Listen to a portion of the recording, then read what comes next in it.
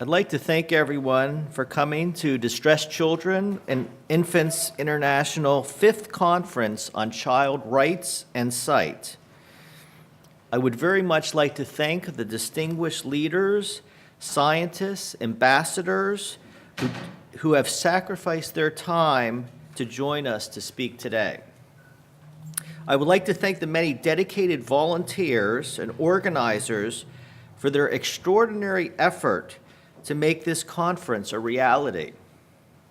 Finally, I thank all of those who are attending today and thank them for sharing ideas of improving the lives of less fortunate children. With the help of many of the people in this room today, DCI is now helping thousands of underprivileged children on the path to a better life through quality education, health care, and vision care.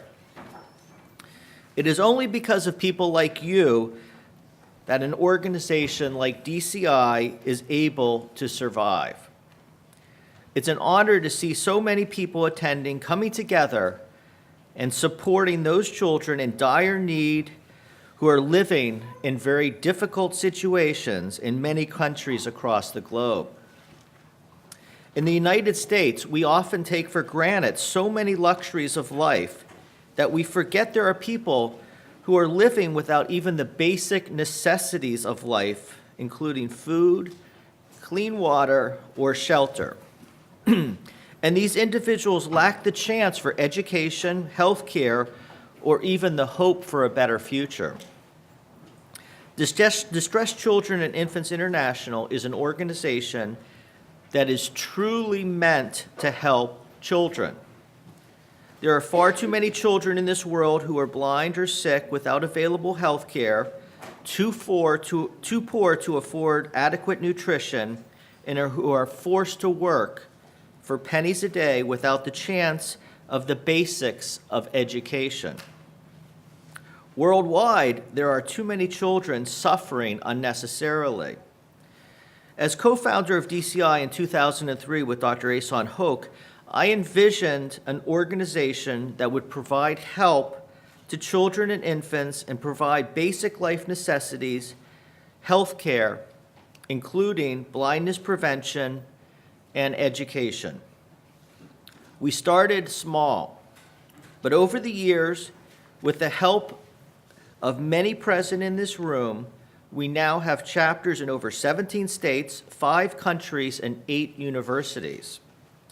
DCI has offices in 4 countries and is now supporting over 5,000 disadvantaged children and their families in Bangladesh and India. Our Sunchild sponsorship program has enabled over 1,000 children to remain in school and has provided the infrastructure and support for 9 primary schools to function in Bangladesh.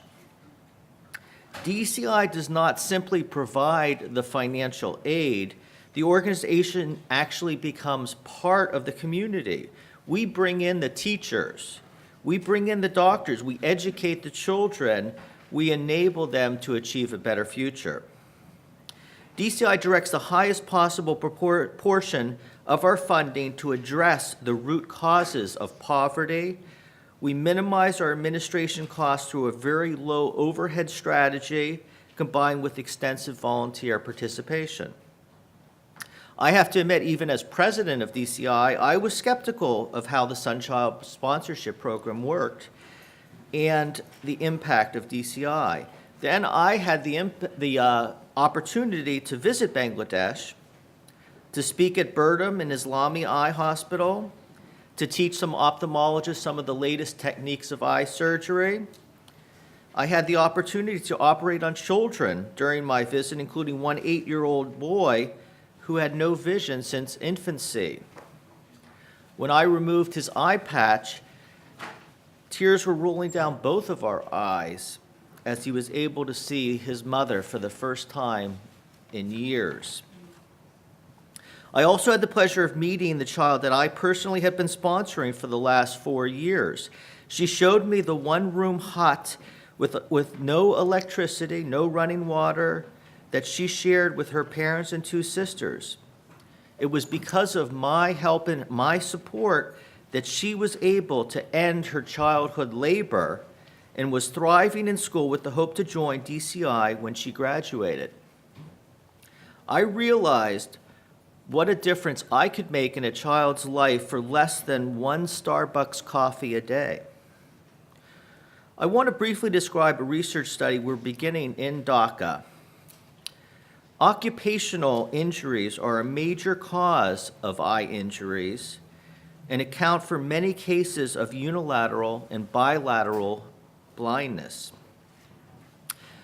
In the garment industry, there are many different types of heavy machinery that are used that knit, weave, cut, press, steam a variety of materials.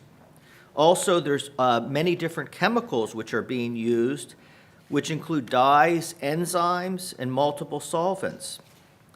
In fact, chemical injuries have been shown to be the most frequent type of injury that can lead to bilateral visual loss and complete blindness. Bangladesh is a country dominated by textile and garment manufacturing.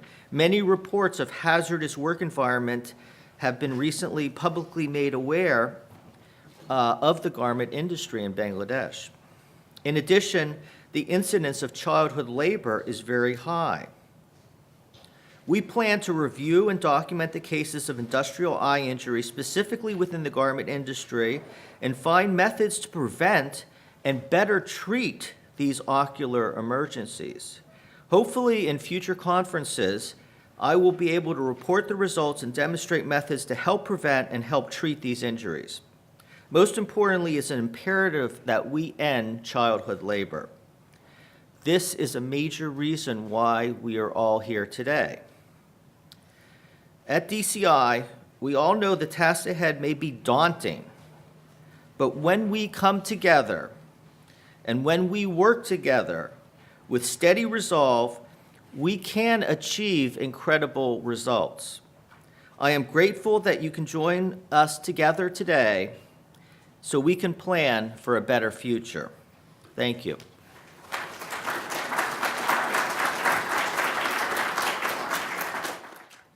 And so without further ado, we're going to move right into our speaking session. And our first session is the plenary session.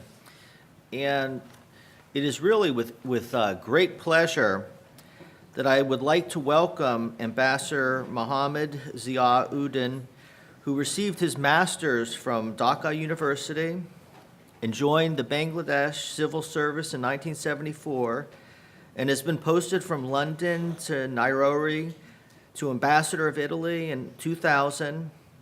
He has been a representative of the Food and Agriculture Organization of Bangladesh, the World Food Program, and the International Fund for Agricultural Development.